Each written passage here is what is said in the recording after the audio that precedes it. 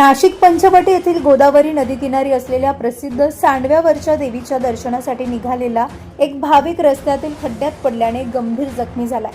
पंचवटी आणि गोदाघाट परिसरात सध्या विविध विकास कामे, पाईपलाईन आणि केबल टाकण्यासाठी रस्ते खोदण्यात आले आहेत। मात्र काम झाल्यानंतर रस्ते योग्य प्रकारे न बुजवल्याने आणि पावसाळ्यात त्यात पाणी साचल्याने खड्ड्यांचा अंदाज येत नाही। यामुळे दर्शनासाठी निघालेला युवक थेट खोल खड्ड्यात कोसळला आणि गंभीर जखमी झाला।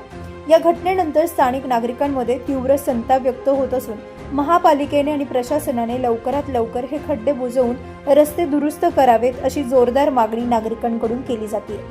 प्रतिनिधी राजेंद्र सूर्यवंशी यांच्या रिपोर्टनुसार